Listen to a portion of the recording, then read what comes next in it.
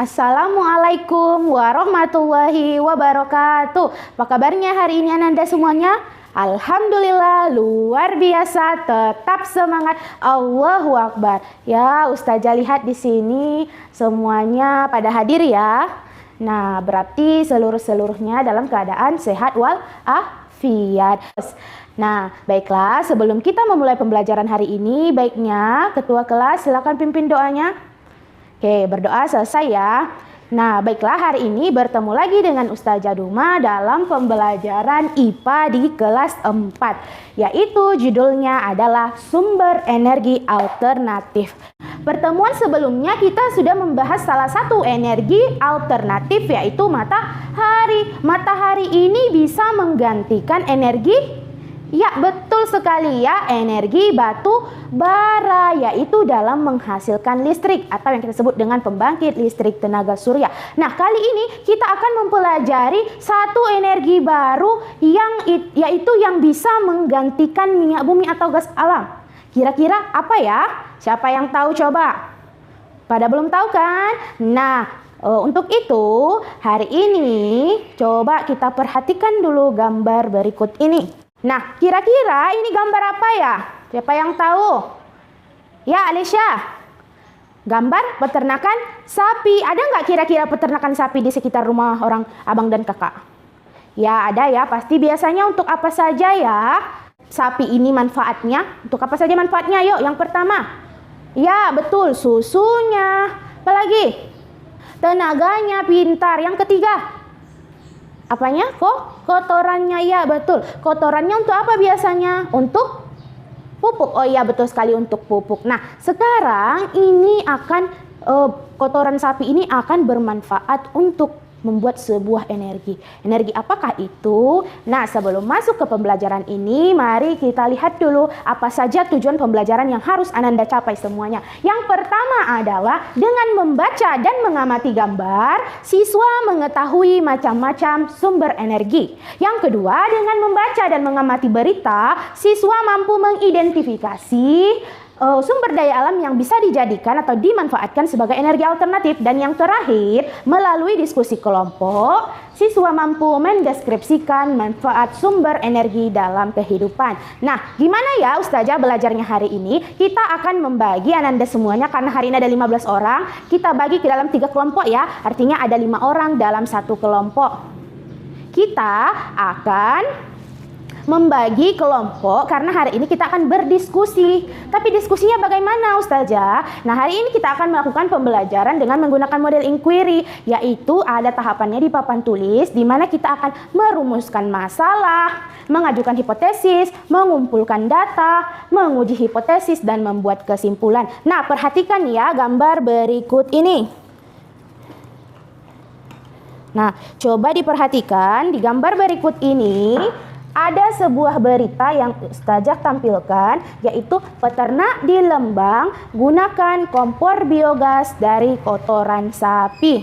Nah, dari berita yang Ustazah tampilkan ini, kira-kira ada nggak Ananda Ustazah yang ingin mengetahui sesuatu dari judul berita tersebut?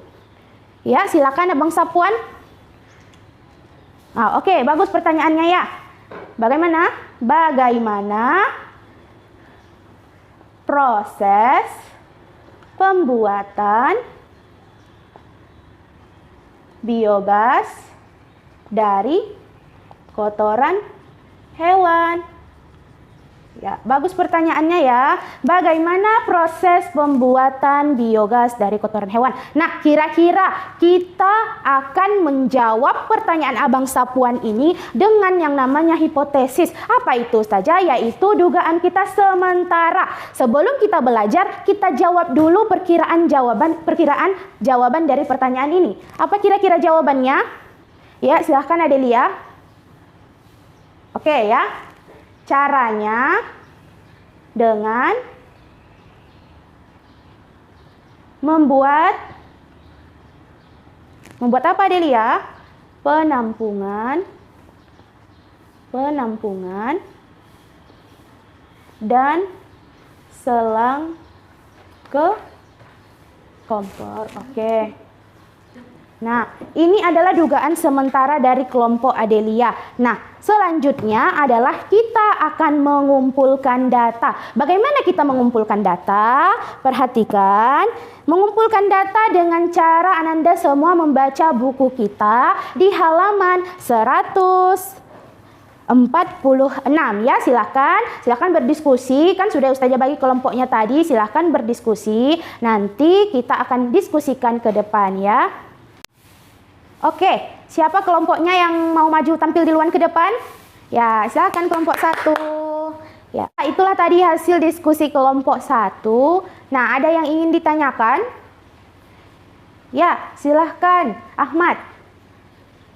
Pertanyaan Ahmad, dengarkan semuanya. Apakah kompor ini akan menimbulkan bau? Katanya tadi ya. Apakah menimbulkan bau atau tidak? Jawabannya apa? Kelompok 2. Iya, kompor ini tidak akan menimbulkan bau. Ya, nah sekarang sebelum Ustazah tutup ya, kita jelaskan dulu tadi itu sumber energi ada 2, fosil dan energi alternatif. Energi fosil ini jumlahnya terbatas dan akan habis. Contohnya batu bara, minyak bumi dan gas alam. Sedangkan energi alternatif di sini ada contohnya air, matahari, angin, gelombang laut, biogas dan biofuel. Nah, pertanyaan tadi, bagaimana cara pembuatannya?